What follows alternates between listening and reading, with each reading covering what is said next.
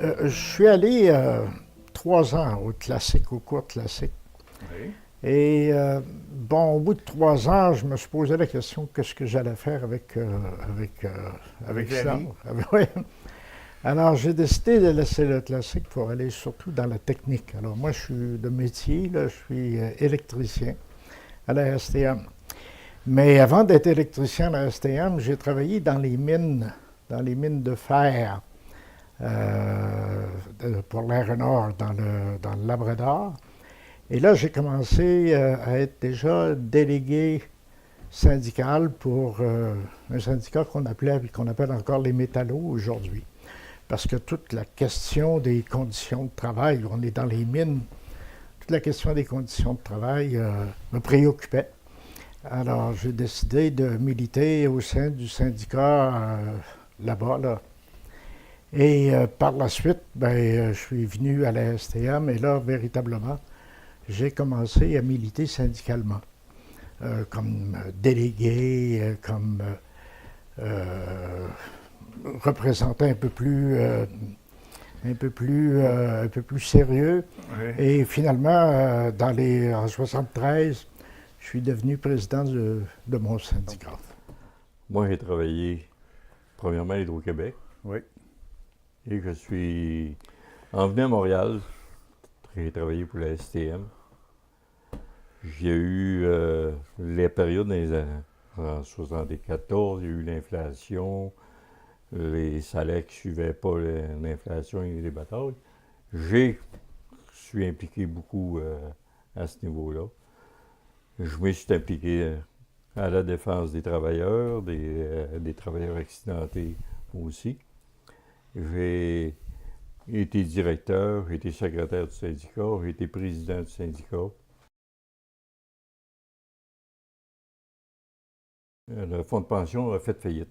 Ah, OK. On a, Charmant. Belle expérience. on Raconte-nous a, ça. on a protégé, premièrement, on a reparti le fonds de pension. On a protégé ceux qui étaient déjà Ah à la oui. pension, qui continuaient à vivre, qui continuaient à avoir le Mhm. jour. La pension, on a toujours travaillé dans ce sens-là pour améliorer ceux qui avaient de la misère. J'ai compris aussi, en prenant ma pension, qu'on avait peut-être des affaires, on aurait peut-être On, dû en faire un peu plus. en faire un peu plus. À se faire attaquer, à un moment donné, tu Oh, réagis. OK. Tu peux pas OK. rester OK. les Bon. bras pendus. Est-ce que tu as l'impression qu'aujourd'hui, les gens sont plus soumis ou plus mous ou au contraire plus batailleurs? Moi, Comment tu sens ça? je pense la bataille commence quand on se fait, à un moment donné, Taper on dessus? se fait taper dessus. À un moment donné, là, tu vas. D'ailleurs, dans toutes les négociations, la compagnie te tape dessus à un moment donné, ça réagit, c'est là que tu vas faire OK, c'est les circonstances qui les nous obligent circonstances qui nous obligent. finalement. À la pension, c'est la même chose. Oh, OK, On subit les ouais. attaques OK, ce que j'ai vécu personnellement OK. au niveau de notre syndicat au début des années 70. On a eu justement cette discussion-là. Il y a eu un groupe qui disait ah, l'argent qu'on met dans le fonds de pension, on va le prendre, moi je suis capable, puis ça va faire bien plus d'argent pour moi. Aujourd'hui, ce monde-là a pris le pension. Il dit c'est une erreur qu'on faisait parce que, OK. effectivement, notre pension, on l'a protégée. Je viens de Québec, native de la ville de Québec, complètement dans la ville de Québec. J'ai étudié là, j'ai travaillé là, j'ai eu mes enfants à Québec, donc j'en ai 5 d'ailleurs. Et j'ai commencé à travailler pour les magasins Miracle Mark à cause de mes enfants que je ne pouvais pas avoir un job plein temps, donc je travaillais pour Miracle Mark, affilié à la chaîne de Stanford. OK. Et suite à mon travail dans cette chaîne-là, je voyais des inégalités qui me fatiguaient, là. Alors, je me suis impliquée dans le syndicat. Je suis devenue déléguée syndicale pour, après ça, devenir vice-présidente au niveau du local du syndicat des TU, des Travailleurs unis de l'alimentation et du commerce. Alors, à Québec, on a toujours travaillé et j'ai travaillé toujours sur le dossier des femmes. Et comme on n'était pas beaucoup de femmes sur l'exécutif, alors le dossier relatif à la condition féminine nous revenait souvent. Fait que c'était comme une marque pour moi, là, que c'est moi qui avais la condition féminine. Alors, je me suis battue pour les femmes toute ma vie. Ensuite de ça, après, on a eu un poste pour le conseil provincial à Montréal, exactement pour la condition féminine. Alors, j'ai passé l'interview, alors ça me demandait un déménagement à Montréal. Alors, j'ai eu le poste, je suis déménagée à Montréal. Alors, j'ai pris le poste de condition féminine, mais en même temps, j'ai pris le poste de secrétaire exécutive pour le conseil provincial des travailleurs unis en alimentation Et du commerce. du commerce, qui regroupe tous les locaux à travers le Québec, pour ensuite, en 1992, acheminer à Toronto.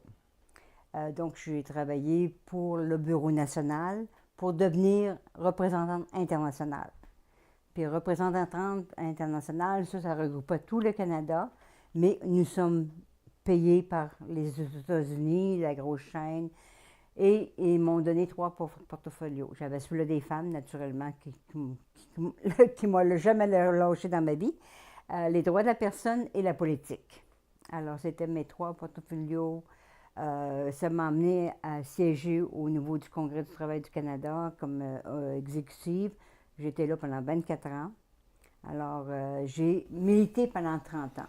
OK. Donc, tu as travaillé Travaillé toujours en militant, dans en les me syndicats, battant, etc. oui. OK. Et c'est toujours été un travail, une vie de bataille. De bataille, parce que c'est des dossiers qui ne sont pas faciles. OK. Alors, avec un milieu d'hommes, c'est encore Un peu plus compliqué. Un peu plus compliqué. Des fois, tu ne te fais pas toujours des amis. OK. Des fois, tu te fais beaucoup des ennemis. Oui, OK. Mais C'est une belle expérience. c'était une très belle expérience. J'ai beaucoup voyagé dans ma vie. J'ai vu beaucoup les besoins des autres pays qu'on peut comparer avec le Canada. Là. Des fois, les gens devraient voir qu'est-ce qui se passe à l'extérieur aussi. Des fois. OK. Tu n'as pas pris ta retraite, en fait.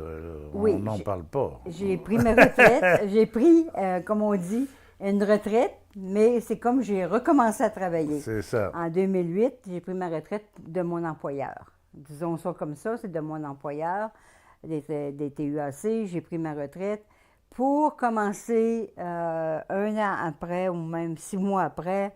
Pat Kerwin du CTC m'a rappelé puis m'a dit « Ah, on a besoin de quelqu'un pour travailler pour les retraites sur l'Association des syndicalistes à la retraite du Canada. » Et je voulais réellement prendre une retraite, mais encore là... Tu fait tordre le bras, comment? Oui, c'est ça. Puis il y avait besoin d'une vice-présidente pour la condition féminine. Alors, j'ai encore embarqué.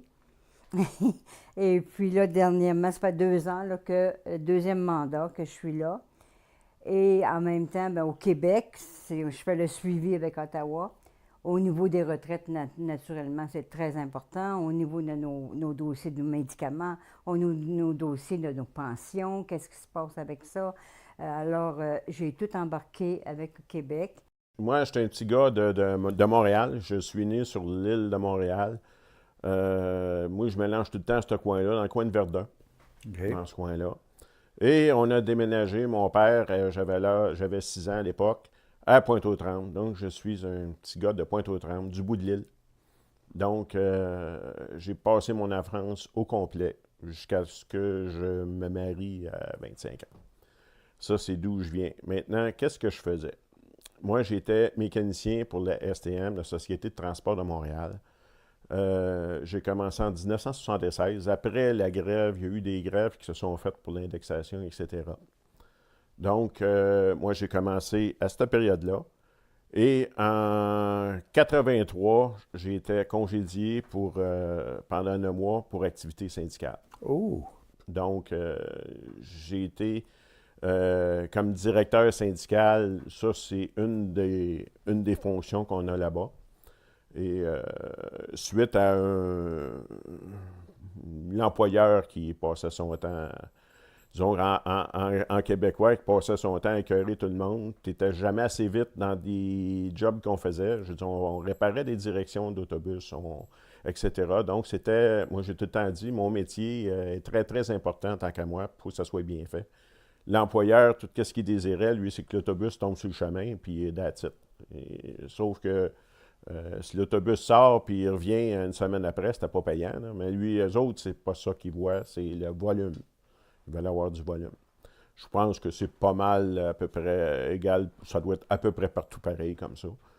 Donc, suite à ça, il y a eu un débrayage parce que le monde était tanné de se faire achaler avec ça, avec du monde qui viennent te timer, là, qui viennent... Fait qu'on était tanné, fait qu'il y a eu un débrayage. Donc, suite à ça, j'ai été congédié. 9 mois plus tard, j'ai été réengagé avec une négociation. Ça, c'est en 83. OK, toi, tu as été congédié parce que tu étais un mauvais gauchiste, dangereux pour le STM, quoi. Oui, même à peau. OK. Je pense qu'ils m'ont jamais porté. OK. Non, de toute façon, moi, quand je travaillais pour la population, j'avais un travail à faire, je le faisais. Et puis, pour le reste, je veux dire, je n'étais pas là pour me faire aimer. Hein. OK. Ensuite, ça, c'est en 83. J'ai pris ma retraite après 33 ans de service. Un petit peu moins de 33 ans de service. Donc, s'il y en a qui calculent vite, j'avais 20 ans quand j'ai commencé. J'ai pris ma retraite à 53 ans.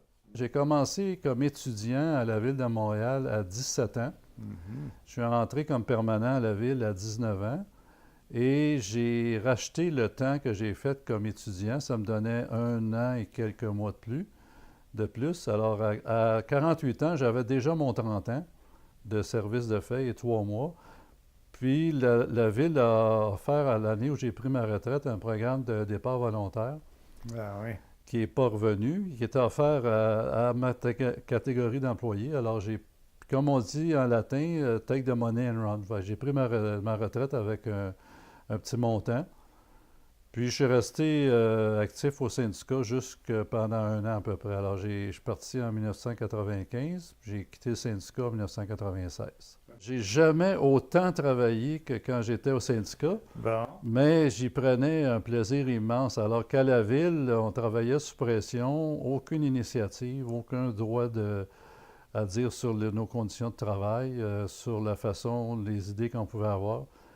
Mais j'ai été dégagé de mon travail à la Ville pour travailler à temps plein au syndicat pendant quelques années. OK, puis là, vous êtes arrivé à la retraite, finalement, arrivé à la retraite à 48 ans, c'est un peu exagéré presque, en tout cas. Bien, plusieurs considèrent ça. Je dirais qu'avec le recul, j'aurais aimé faire quelques années de plus au travail. OK.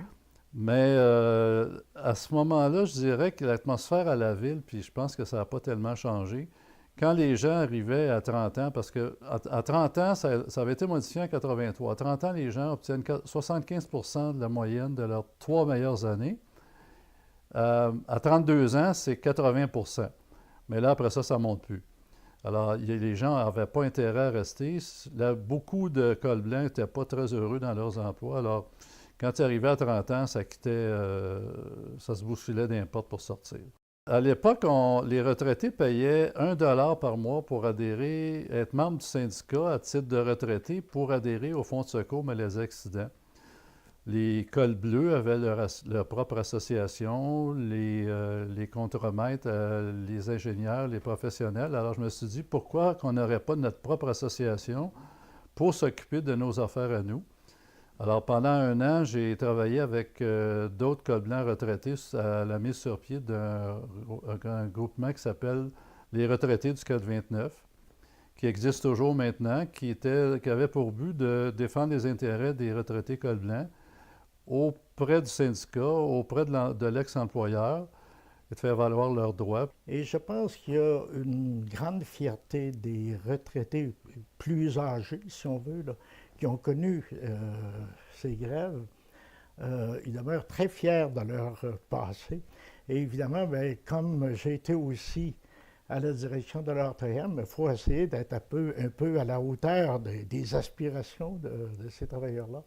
Alors, c'est pour ça que ça peut paraître encore une association un peu plus militante. OK. C'est pas parce qu'on est en retraite qu'on est en retrait de la vie politique et de la vie militante. Non, Voilà. il faut continuer parce que lorsqu'on regarde la situation, pas seulement par rapport au régime, à la retraite, au régime de retraite, mais ce qui se passe, par exemple, au point de vue de la santé, dans le secteur de la santé, c'est absolument aberrant. Ce qui se passe au point de vue de l'éducation également. Alors, tout ça, il faut être sensibilisé à ce genre de problème-là. Et notre journal tend à sensibiliser les retraités de ces problèmes qu'on rencontre dans la vie. Ce sont des problèmes courants qu'on rencontre de la vie, mais qu'il faut, à un moment donné, pour changer les choses, s'occuper de nos affaires. On a mis sur pied en 1974 une coalition contre ce qu'on a appelé le projet de loi 3 ou la loi 15, qui s'adressait particulièrement aux municipalités en ce qui concerne les régimes de retraite. C'est-à-dire qu'on a imposé aux travailleurs de ce secteur, du secteur municipal, des reculs assez importants au niveau de la retraite. Alors, et pour essayer de minimiser, en tout cas, les effets néfastes de cette loi-là, ou tenter d'essayer de la bloquer, on a formé une coalition pour pouvoir participer au mouvement de contestation que les syndicats avaient mis sur pied à ce moment-là. On s'est réunis quelques retraités. Il y avait à Espace Plus, on avait eu une rencontre qu'on avait échangé là-dessus, puis tout ça. De là, on s'est ramassé justement avec une coalition un peu plus large, avec la FTQ, on s'était rendu à un moment donné, puis avec la CSN, on s'est tous regroupés pour faire la bataille. OK. Ça a été important. De là, on a C2V2 débuté.